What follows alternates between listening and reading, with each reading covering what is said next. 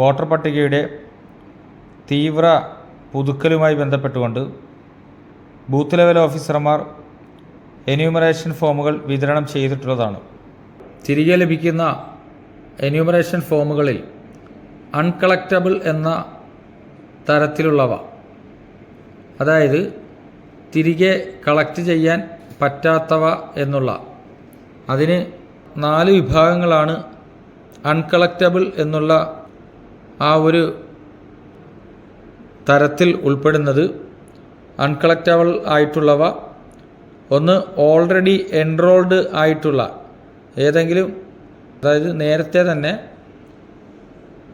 Digitalise ചെയ്തിട്ടുള്ള ഫിൽ ചെയ്തിട്ടുള്ള വോട്ടറുടെ ആണ് എങ്കിൽ ഓൾറെഡി എൻറോൾഡ്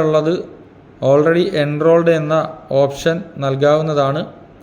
രണ്ടാമത് വരുന്നത് ഡെത്ത് കേസുകളാണ് എങ്കിലും അൺകളക്റ്റബിൾ തരത്തിലാണ് ഉൾപ്പെടുത്തുന്നത്.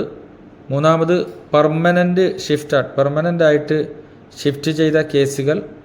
നാലാമത് അൺട്രേസബിൾ അല്ലെങ്കിൽ ആബ്സെൻ്റ് ആയിട്ടുള്ള, കണ്ടുപിടിക്കാൻ കഴിയാത്ത അല്ലെങ്കിൽ ആബ്സെൻ്റ് ആയിട്ടുള്ള എന്നീ 4 തരമാണ് അൺകളക്റ്റബിൾ എന്നുള്ള ആ വകുപ്പിൽ ഉൾക്കൊള്ളുന്നത്.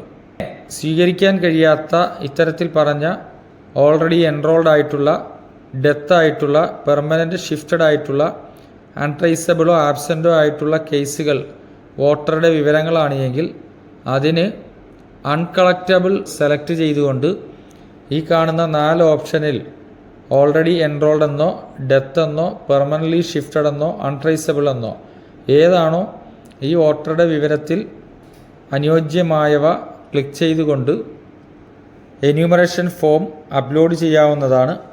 അതിനുവേണ്ടി എന്യൂമറേഷൻ ഫോമിൻ്റെ ഫസ്റ്റ് പേജും സെക്കൻഡ് പേജും അപ്ലോഡ് ചെയ്ത് നൽകുക. തുടർന്ന് അൺകളക്റ്റബിൾ, കളക്ട് ചെയ്യാൻ കഴിയാത്തത് എന്നുള്ളതിൻ്റെ കാരണം 150 അക്ഷരങ്ങളിൽ നമുക്കിവിടെ എൻ്റർ ചെയ്ത് ടൈപ്പ് ചെയ്ത് കൊടുക്കാവുന്നതാണ്. അതോടൊപ്പം തന്നെ അൺകളക്റ്റബിൾ ആയിട്ടുള്ളതിൻ്റെ റീസൺ ഈ 4 തരത്തിൽ ഏതാണോ അതിന് ഏതെങ്കിലും ഡോക്യുമെൻ്റ്, മരണപ്പെട്ട കേസാണെങ്കിൽ ഡെത്ത് സർട്ടിഫിക്കറ്റ് അതുപോലുള്ള ഡോക്യുമെൻ്റ് ഉണ്ടെങ്കിൽ ആ ഡോക്യുമെൻറ്റിൻ്റെ 2 ഭാഗങ്ങളും, ആ സപ്പോർട്ടിംഗ് റീസൺ, ഡെത്ത് കേസ് ആണെങ്കിൽ ഡെത്ത് സർട്ടിഫിക്കറ്റ് പോലുള്ളവ, അപ്ലോഡ് സപ്പോർട്ടിംഗ് ഡോക്യുമെൻറ്റ്സ് എന്നുള്ള ഈ ഓപ്ഷനിൽ അപ്ലോഡ് ഫ്രണ്ട് പേജ് മറു പേജും അപ്ലോഡ് ചെയ്തുകൊണ്ട് അതിൻ്റെ റീസൺ കാണിക്കുന്ന ഡോക്യുമെൻ്റ് അപ്ലോഡ് ചെയ്യാവുന്നതാണ്.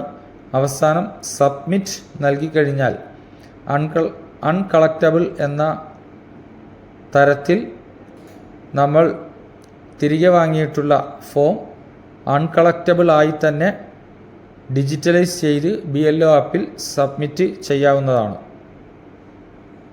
ഇനി അങ്ങോട്ട് എത്രയും വേഗം ഡിസ്ട്രിബ്യൂഷൻ പൂർത്തിയാക്കി തിരികെ കിട്ടിയ ഫോമുകൾ ഡിജിറ്റലൈസ് ചെയ്യുക എന്നുള്ളതാണ്, അത് ഫിൽ ചെയ്യുക എന്നുള്ളതാണ്.